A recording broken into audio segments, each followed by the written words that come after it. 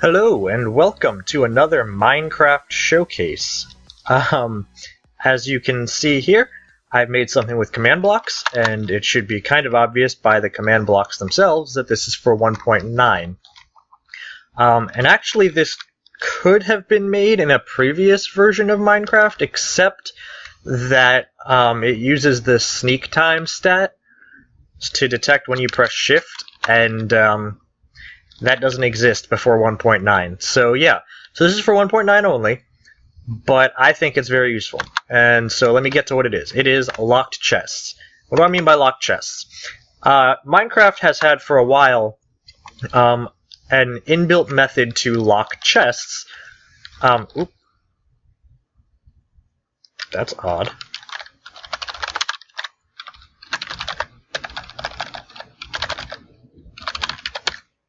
That's weird. I had 3 extra things from testing, I guess. Anyway. Yeah. So, Minecraft has had ways to lock chests using NBT tags, which is something you can't do in survival. It's only a command block thing. But when you lock the chests, all it does is it makes it so you have to hold a certain item, and if you're holding that item, you can open the chest, and that's it. I thought I would make them more useful, because that only has niche uses.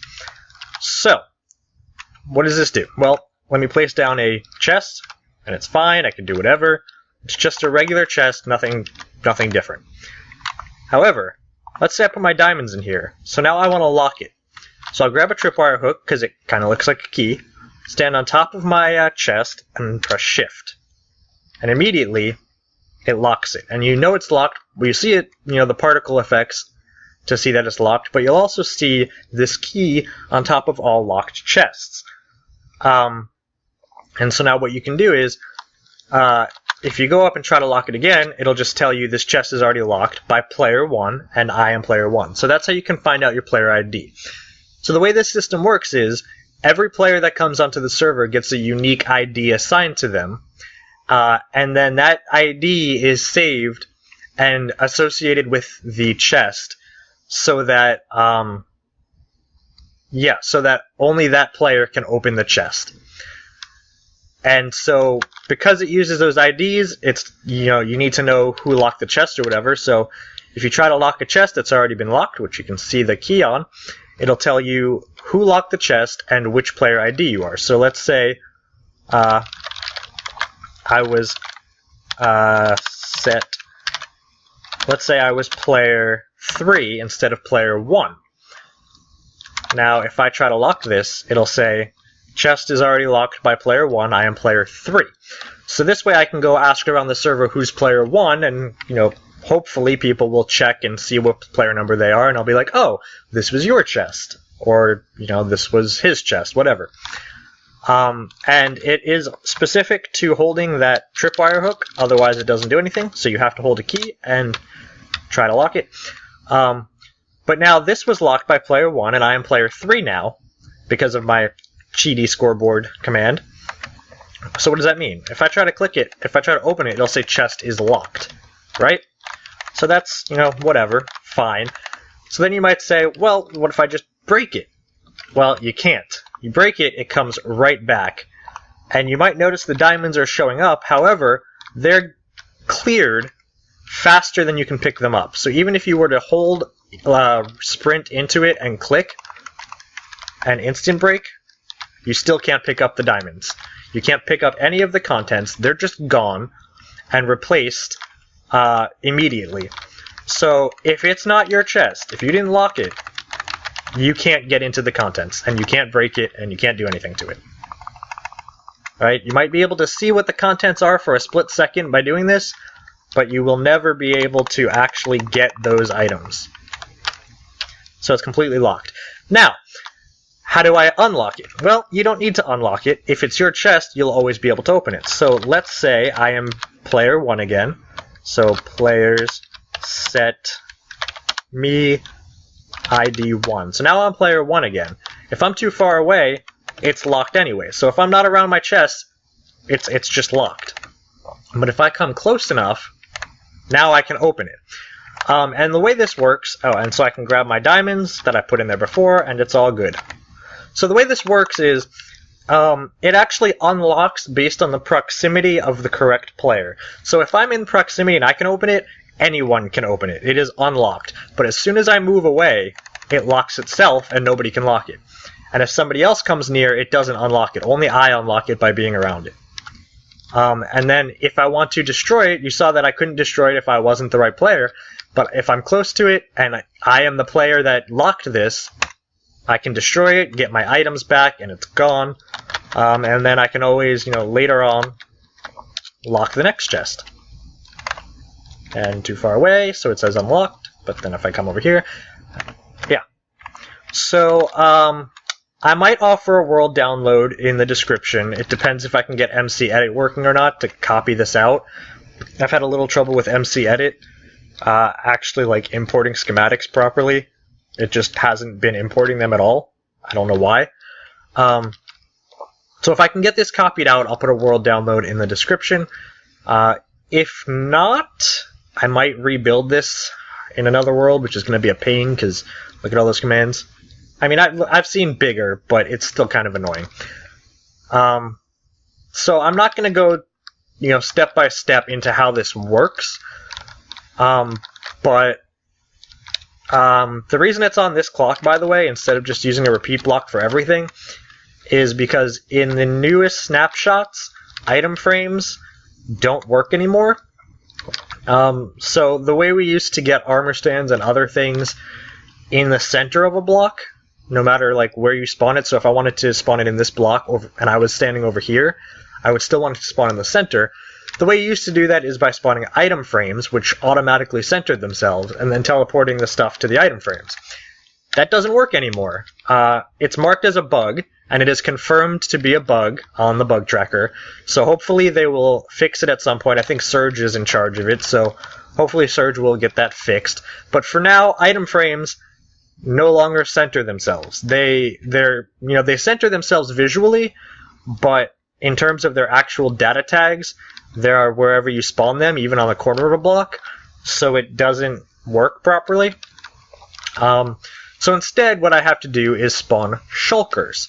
And shulkers, which are those new mobs, they do spawn in the center of a block.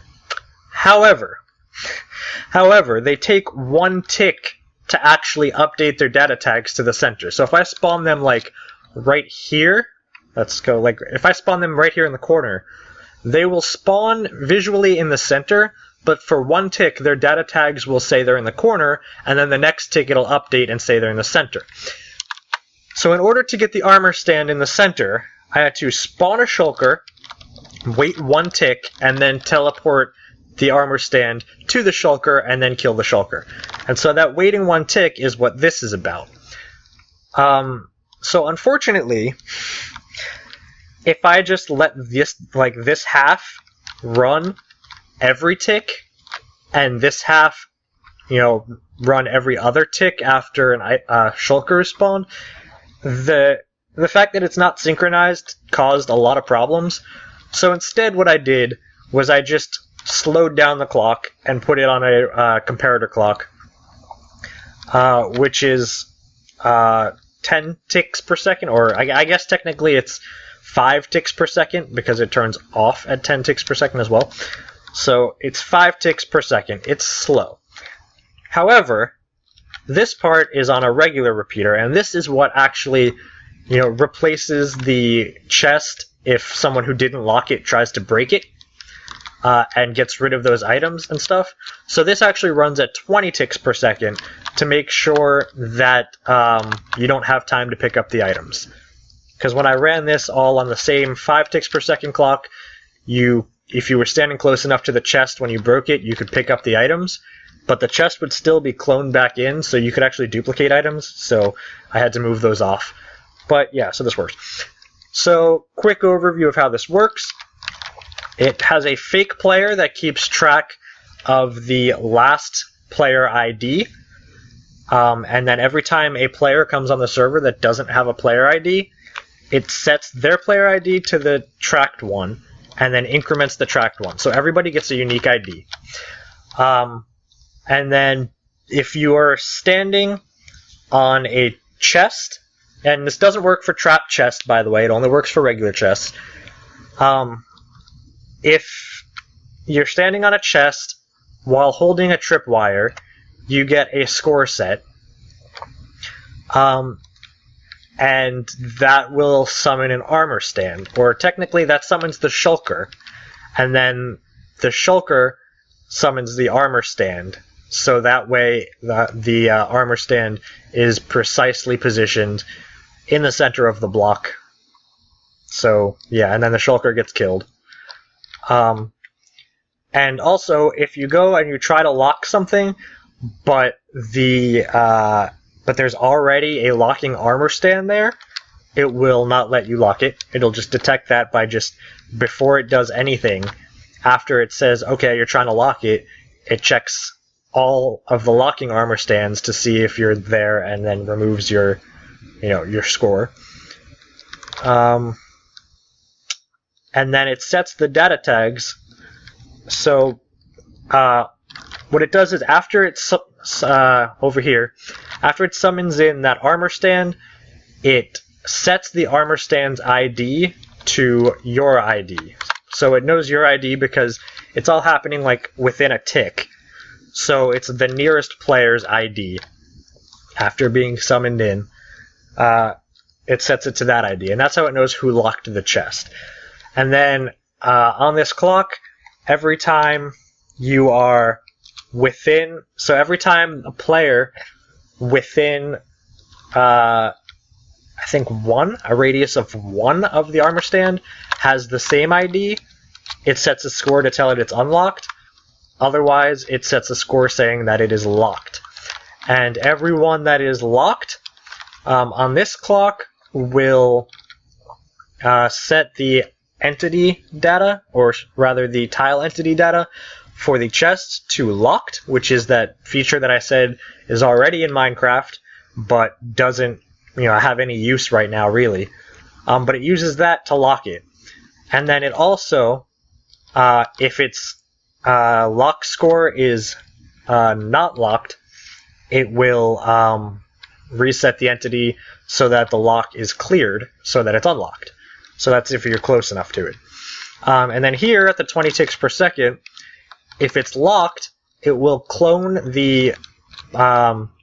if it's locked and there's a chest there, it'll clone that chest way down at bedrock level. Like literally in the bedrock below it. And that clone chest has a lock on it that is different from the lock that's up here and never goes away, so that you can't like go down to bedrock and open it and modify it. Technically, you could go down to bedrock and break that chest and then steal the items. There's really not much I could do about that. This isn't foolproof. I mean, maybe I could try to delete items around that, but then if you drop the items, if you drop your own items around there, then you'd lose them. So, yeah. But for the most part, you're not going to be down at bedrock level breaking chests that you find in the bedrock underneath this. It's rare. So it's fine. So it'll clone it down, and when you come close enough to unlock it, it'll clone back up. So it'll move the chest from the bottom back up to the top. So that, or no, sorry, the other way around. When it's unlocked, it moves the chest at the top down to the bottom, it copies it, and when it's locked, it copies the chest from the bottom up to the top. So that if you try to break it, it gets cloned back in.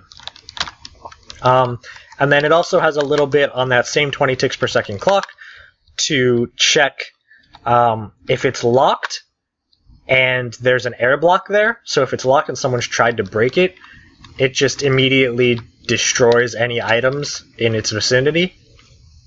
Yeah, just to make sure you can't pick them up. And that has to be on 20 ticks per second, otherwise you can pick them up before they get killed, so yeah.